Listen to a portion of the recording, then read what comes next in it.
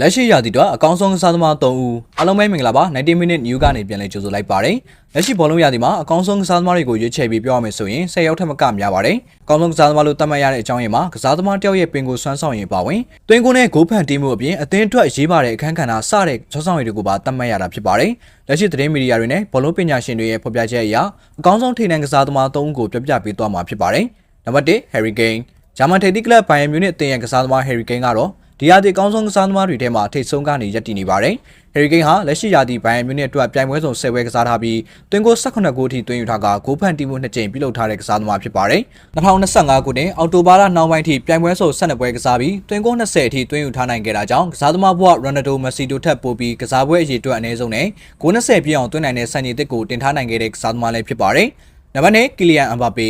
ဘာဘီကတော့ဒီယာဒီလာလီဂါမှာလက်ရှိချိန်ထိဂိုးသွင်းများဆုံးကစားသမားဖြစ်ပြီးလာမယ့်နှစ်မှာဘလုံးဒီရောဆူရဖို့ဂျေဗန်စာဆုံးကစားသမားဖြစ်ပါတယ်။ချန်ပီယံလိမှာ3ပွဲကစားပြီးသွင်းကို9ဂိုးထိသွင်းယူထားကဂိုးသွင်းများဆုံးကစားသမားဖြစ်ရပ်တည်ထားတာဖြစ်ပါတယ်။နောက်ဆုံးတစ်ခုကတော့မန်စီးတီးရဲ့ဂိုးသွင်းဆက်ကြီးအယ်လင်ဟာလန်ပါ။ဟာလန်ဟာဒီယာဒီပြိုင်ပွဲစုံ17ပွဲကစားပြီးသွင်းကို15ဂိုးသွင်းယူထားကပရီးမီးယားလိမှာဂိုးသွင်းများဆုံးကစားသမားဖြစ်ရပ်တည်ထားပါတယ်။ကိုရီးယားတွင်းထဲရောက်ရင်ဒီမျိုးစုံနဲ့ဂိုးသွင်းတတ်တဲ့ဟာလန်က Harry Kane ဘာဘီတို့ထပ်ပြီးရင်တတိယနေရာကနေရပ်တည်နေတာဖြစ်ပါတယ်။ပြည်သက်ကြီးတို့အနေနဲ့အခုဖော်ပြထားတဲ့ကစားသမား3ယောက်ကကိုယ်စိတ်ကြရွေးချယ်ထားတဲ့သူတွေနဲ့ထပ်တူကြရလားဆိုတာကွန်မန့်မှာရေးပေးသွားကြပါဦးအားလုံးကိုကျေးဇူးတင်ပါတယ်